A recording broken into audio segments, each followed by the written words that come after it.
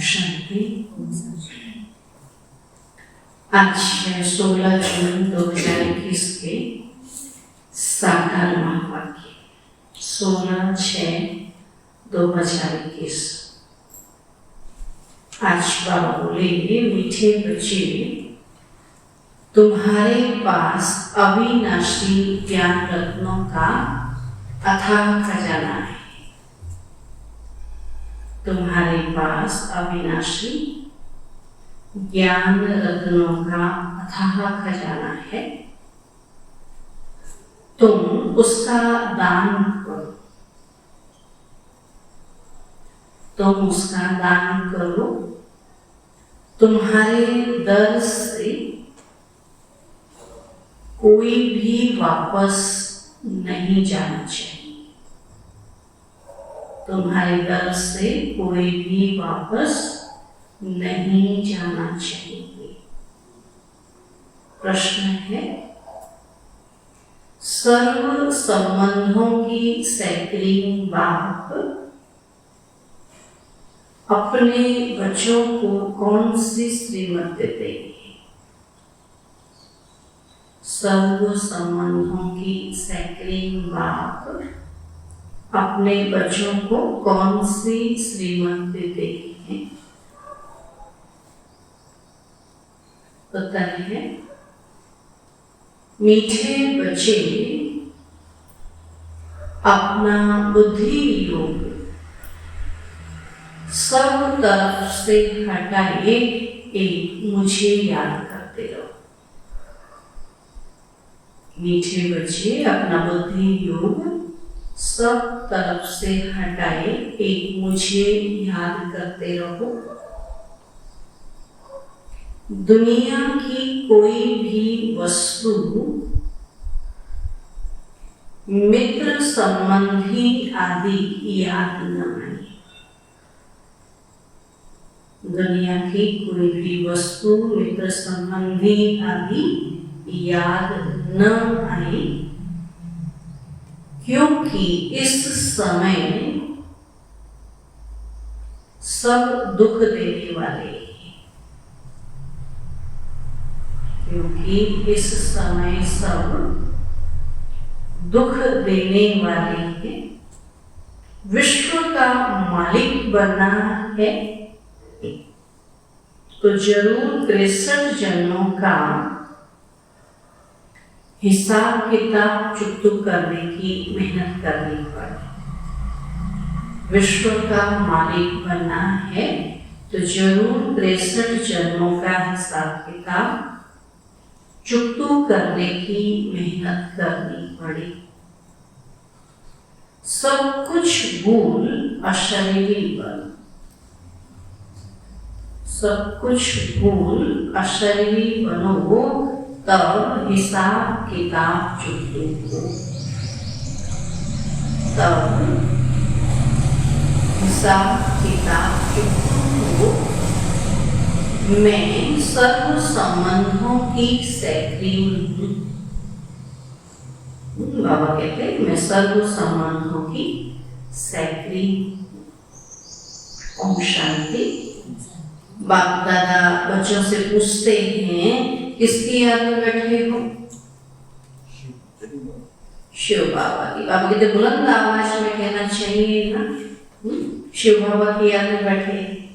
और भी कुछ याद है इसलिए याद नहीं आ रहा। तो तुम बच्चे अर्थात आत्माओं का कनेक्शन है शिव बाबा से, और तुम शिव बाबा के बनते हो इनके द्वारा, क्योंकि शिव बाबा इनके द्वारा ही मिलते हैं। तो यह बीच में दलाल भी कहा जाता है। तुम्हारा दलाल से कोई कनेक्शन नहीं है, तो यह तो सिर्फ बीच में मार्फत है। लेन देन का सबका हिसाब किताब बाप से होना है, इनसे नहीं। इनका भी लेन देन बाप से है, और यह भी उस बाप को कहते हैं कि बाबा मेरा सब कुछ आपका है। तुम्हें भी एक तो निश्चय यह है कि हम आत्मा हैं, और दूसरा यह भी निश्चय है कि हम आत्मा ही अभी परम पिता परमात्मा से वर्षा ले रहे हैं। तो मनसा वाचा कर्मणा तन मन धन से हम शिव बाबा के मददगार बनते हैं। यह सब कुछ शिव बाबा को अर्पण किया हुआ है। फिर शिव बाबा डायरेक्शन देते हैं, ऐसे ऐसे यह करो, तो इनको कहा जाता है श्रीमत।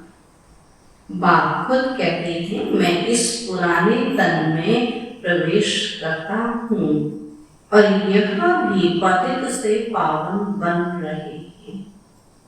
तो यह किसने कहा? शिव बाबा ने। ब्रह्मा बाबा भी पतित से पावन बन रहे हैं। बाबा कहते हैं यह भी पावन बन रहे हैं, इनका भी मेरे साथ हिसाब किताब है। सोचो, भगवान के साथ हिसाब किताब होगा। इनके साथ कोई का हिसाब किताब नहीं। तुम चिट्ठी लिखते हो शिव बाबा केयर ऑफ ब्रह्मा, परंतु माया ऐसी है जो निरंतर याद करने नहीं देती है, बुद्धि योग घड़ी घड़ी तोड़ देती है। अगर यही पक्का पुरुषार्थ करेंगे तो फिर दूसरा सब कुछ भूल जाएगा, शरीर भी भूल जाएगा। तो यह शरीर होगा, परंतु आत्मा को इन सब चीजों से नफरत होगी। तो यह अवस्था जमाने की प्रैक्टिस करनी होती है।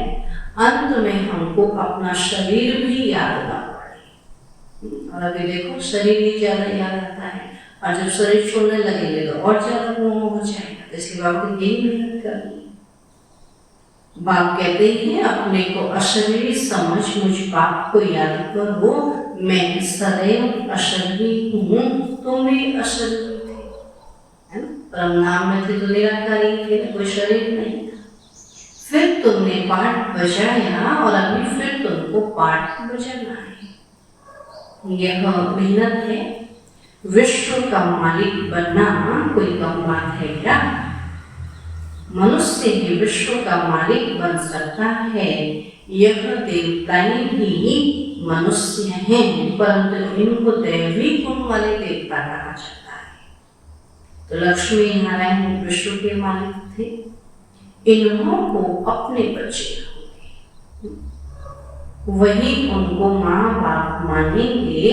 परंतु आजकल मनुष्य अंधश्रद्धा से इन लक्ष्मी नारायण को त्वमेव माताश्च पिता कहते हैं। तो वास्तव में यह महिमा है शिव बाबा की। देहदारी को तो उन्हीं के माँ बाप, उन्हीं के बच्चे माँ बाप बोलेंगे, लेकिन निराकार को तो सभी बोलते। तो देवताओं की महिमा गाते हैं, आप सर्वगुण संपन्न, 16 कला संपूर्ण निर्विकारी हो। परंतु उन्होंने पूजा क्यों करते हैं यह किसी को भी पता नहीं है।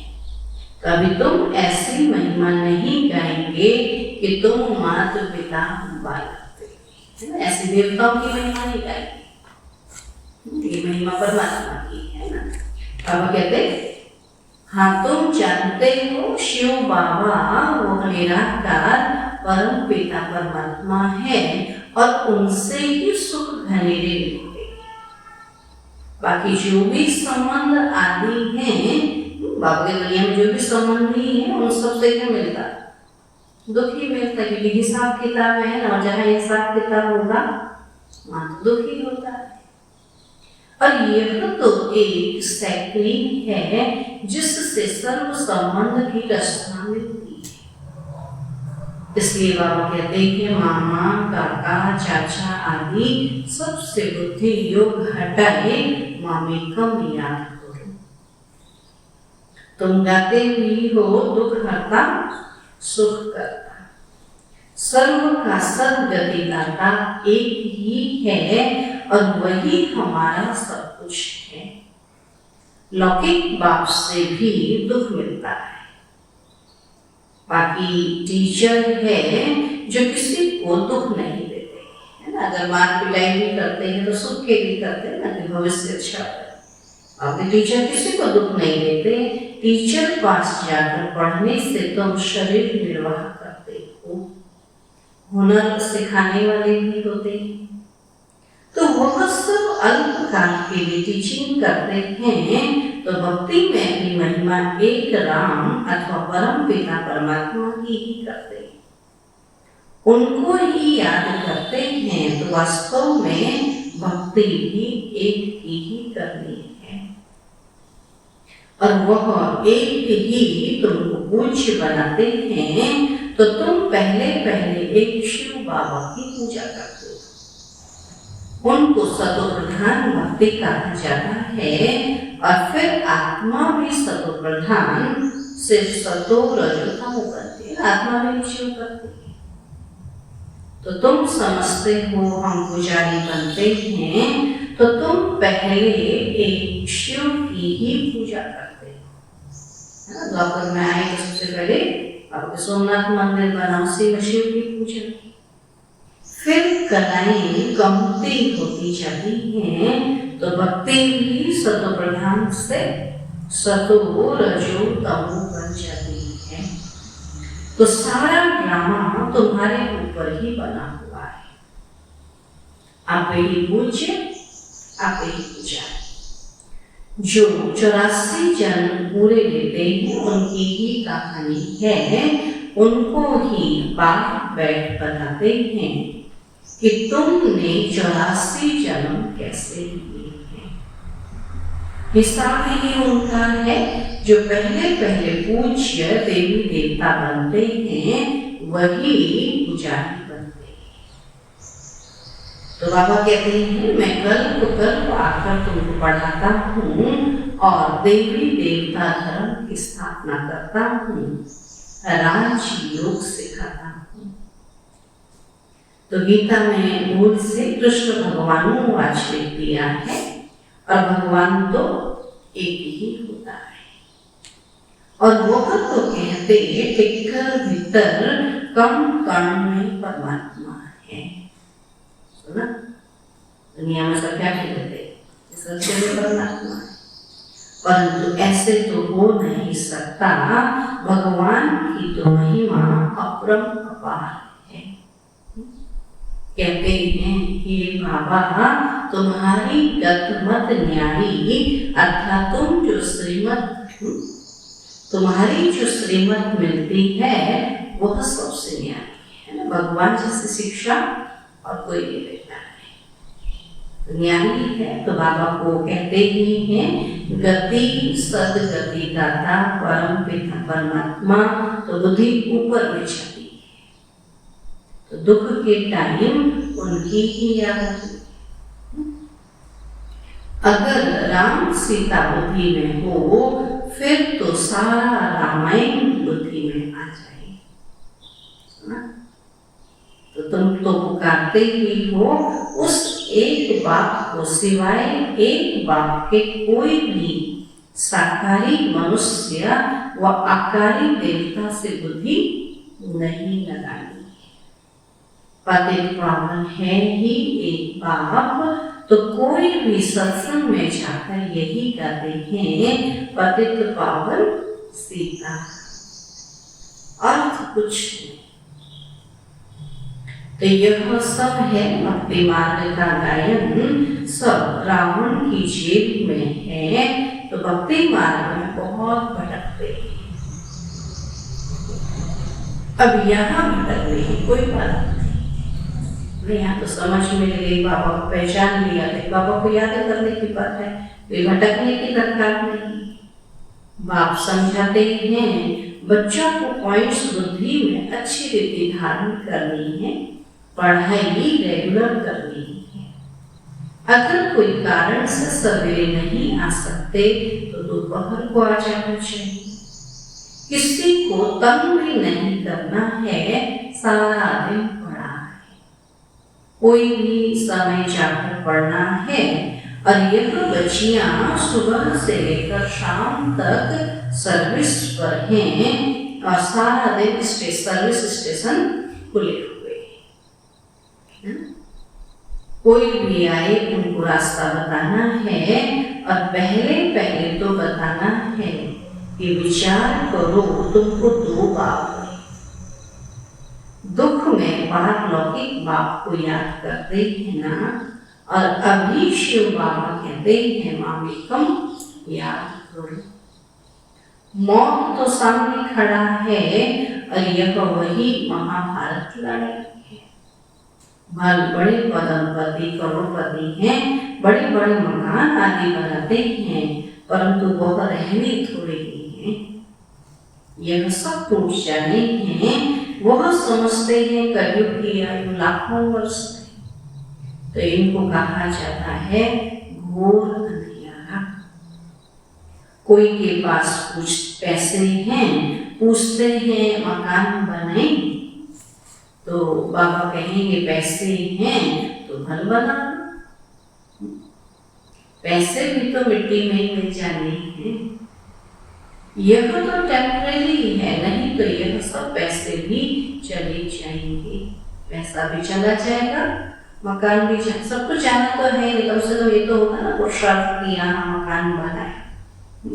बाबा के टूटे फूटे मकान में रहते रहे और लास्ट में पैसा भी गया, सब कुछ गया। इससे अच्छा तो बाबा कहते क्यों ना मकान बना के अच्छे से रहो। ये पैसे भी चले जाएंगे, कुछ भी रहेगा नहीं, भल बना। फिर उसमें गीता पाठशाला का प्रबंध रखो, जो तुम्हारे दर पर कोई भी आए उनको भिक्षा ऐसी दो जो उनको एकदम विश्व का मालिक बना दो। तुम्हारे पास अथाह ज्ञान धन है, इतना कोई के पास नहीं है।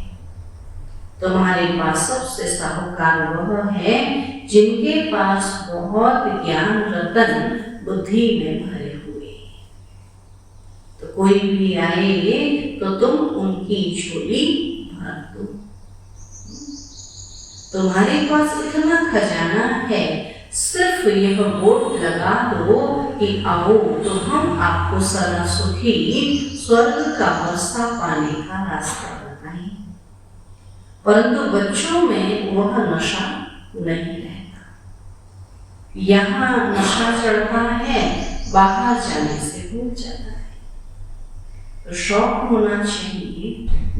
बाबा कहते बच्चों को सेवा का शौक होना चाहिए। कोई भी आए उनको रास्ता बताएं जो बेड़ा पार हो जाए।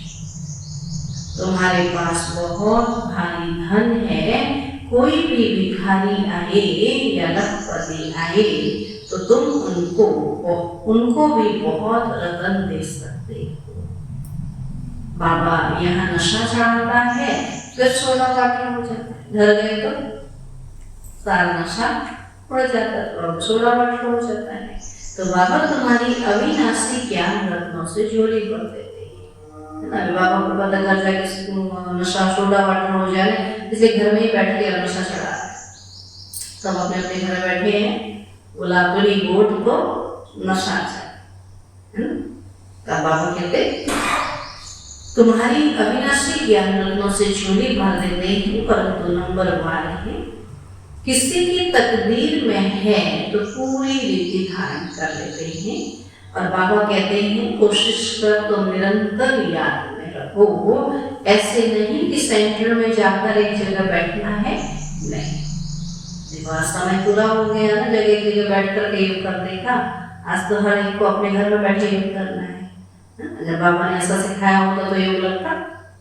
बोलते हैं तो सेंटर जाएंगे तो योग कैसे लगाए, है ना। इसलिए बाबा ने कहा कि कहीं भी रहकर बाबा को याद करना है। ऐसे नहीं कि सेंटर में जाकर एक जगह बैठना है, नहीं।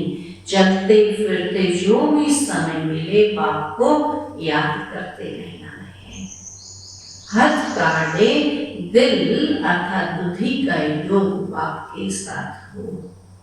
बाप की याद से तुम्हारा बहुत कल्याण होगा। 21 जन्म के लिए तुम साहूकार बन जाते हो तो बेहद का बाप बेहद का वर्षा देते हैं। भारत स्वर्ग था और अब नरक है।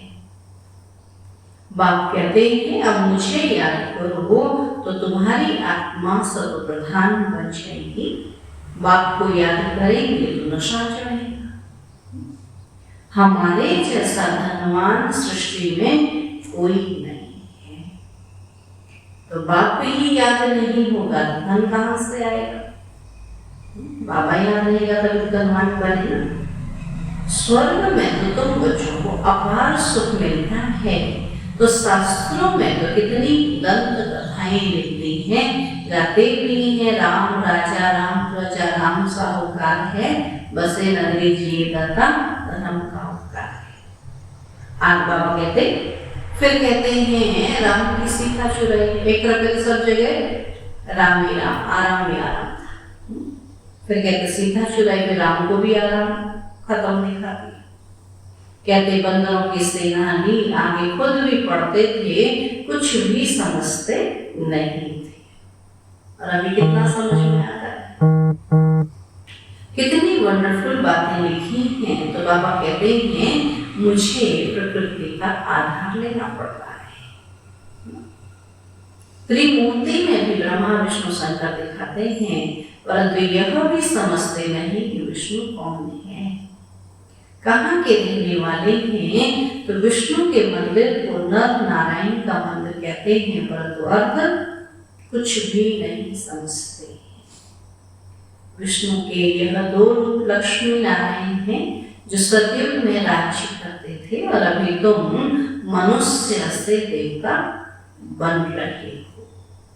कोई भी आए तो बोलो यह ब्रह्मा कुमार ब्रह्मा कुमारियां हैं, तो प्रजापिता ब्रह्मा सबका बाप हुआ। बहुत ढेर की ढेर प्रजा है, और नाम तो सुना है ना कि भगवान ने ब्रह्मा द्वारा ब्राह्मण रचे। तो बाप ने जरूर बच्चों को वर्षा दिया होगा ना, तो तुम बच्चों को विश्व का मालिक बनाते, तुम शिव बाबा से वर्षा पाते। एक है लौकिक बाप, दूसरा है पारलौकिक बाप, और अब यह तुमको अलौकिक बाप मिला है। और यह तो जौहरी था, तो यह थोड़ी कुछ जानता था। इनके लिए कहते हैं, इनके बहुत जन्मों के अंत के जन्म के भी अंत में इनमें प्रवेश करना। वानप्रस्थी बनने का रिवाज भी भारत में है। 60 वर्ष के बाद क्या करते, बाबा अगर 60 वर्ष के बाद गुरु के पास चले जाते हैं, तो बाप इनमें प्रवेश कर कहते हैं अब तुमको घर चलना है। तो मुक्ति सब चाहते हैं, परंतु मुक्ति को जानते कोई भी नहीं। ब्रह्म में लीन तो कोई हो नहीं सकता। वह तो बाबा कहते ये तो सृष्टि का चक्र चलता रहता है, फिरता रहता है, सबको पाठ बजाना ही है। कहते हैं वर्ल्ड की हिस्ट्री ज्योग्राफी रिपीट। तो यह अनादि ड्रामा बना हुआ है।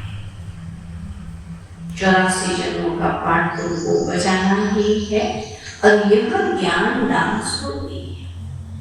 वो लोग तो डमरू दिखाते हैं, कहते शंकर जी डमरू बजाया डांस की। अब सूक्ष्म वतनवासी शंकर डमरू कैसे बजाएगा? तो बाबा ने समझाया है, तो बंदर में सब थे, बंदर को नाच नचाया करते ना। तो अभी बाबा क्या कर रहा है, सबको ज्ञान डांस कर रहा है। तो तुम बंदरों की सेना ही, तुम्हारे आगे बाबा ज्ञान का डमरू बजा रहे हैं, तुमको ज्ञान देते हैं। और अभी तुम्हारी सूरत और सीरत दोनों पलटा रहे हैं। काम चिता पर बैठ तुम काले हो गए हो, और बाबा फिर तुमको ज्ञान चिता पर बैठाए, सूरत और सीरत दोनों पलटाए, सांवरे से बुरा बना देते हैं। तो यहाँ बाबा कितना नशा चढ़ाते हैं, और फिर नशा गुम क्यों होना चाहिए। एक बार नशा चढ़ जाए तो नशा चढ़ाएगा, लेकिन ये नशा ऐसा है जैसे शराब का नशा होता है, शाम को पी के सुबह उतर जाती है, ऐसे ये भी सुबह पी के शाम तक उतर जाता है, फिर शाम को खिला पड़े। तो बाबा कहते नशा भी बार बार, जैसे वो नशा भी बार बार चढ़ाना पड़ता है, ऐसे ये नशा भी बार बार चढ़ाना पड़ता है। अच्छा, मीठे मीठे सिक्की रहते बच्चों प्रति माता पिता बाप दादा का या प्यार और गुड मॉर्निंग। रूहानी बाप की रूहानी बच्चों को नमस्ते। हम रूहानी बच्चों की रूहानी बाप दादा को नमस्ते नमस्ते नमस्ते। धारणा के लिए मुख्य सार है, बाप ने जो अथाह ज्ञान का धन दिया है, बाप ने जो अथाह ज्ञान का धन दिया है, उसे धारण कर स्वयं भी साहूकार बना है। उसे धारण कर स्वयं भी साहूकार बना है और सबको दान भी करना है, और सबको दान भी करना है। जो भी आए उसकी झोली भर देनी है। जो भी आए उसकी झोली भर देनी है। दूसरा पॉइंट है, बाप की याद से ही कल्याण होना है। बाप की याद से ही कल्याण होना है। इसलिए जितना हो सके चलते फिरते बाबा की याद में रहना है। इसलिए जितना हो सके चलते फिरते बाबा की याद में रहना है। सर्व संबंधों की रचना एक बाप से लेनी है। सर्व संबंधों की रचना एक बाप से लेनी है। वरदान है, सारे वृक्ष की नॉलेज को स्मृति में रख। सारे वृक्ष की नॉलेज को स्मृति में रख। तपस्या करने वाले सच्चे तपस्वी व सेवाधारी। सारे वृक्ष की नॉलेज को स्मृति में रख। तपस्या करने वाले सच्चे तपस्वी व सेवाधारी हो। बाबा कहते भक्ति मार्ग में दिखाते हैं कि तपस्वी वृक्ष के नीचे बैठकर तपस्या करते हैं। इसका भी रहस्य है। आप बच्चों का निवास सृष्टि रूपी कल्प वृक्ष की जड़ में है। वृक्ष के नीचे बैठने से सारे वृक्ष की नॉलेज बुद्धि में स्वतः रहती है। तो सारे वृक्ष की नॉलेज स्मृति में रख। साक्षी होकर इस वृक्ष को देखो तो यह नशा खुशी दिलाएगा और इससे बैटरी चार्ज हो जाएगी। फिर सेवा करते भी तपस्या साथ साथ रहेगी, है ना। इतना बड़ा वृक्ष है और हम इसके जड़ हैं, पूर्वज हैं, तो बाबा कहते खुशी भी होगी, नशा भी होगा और सेवा भी होगी। स्लोगन है, तन की बीमारी कोई बड़ी बात नहीं। तन की बीमारी कोई बड़ी बात नहीं, लेकिन मन कभी बीमार न हो। अभी तन से बीमार नहीं हुए तो कहीं मन से बीमार हो गए, कहीं हमको ये तो नहीं हो गया, है ना। लेकिन बाबा के तन से भले बीमार हो, लेकिन मन कभी भी बीमार न हो। मन सदा स्वस्थ रहे तो बाबा की याद रहेगी, तो कभी बीमार नहीं होंगे। ठीक है, अच्छा, ओम शांति। बाबा से सर्व संबंधों का सार लेना है।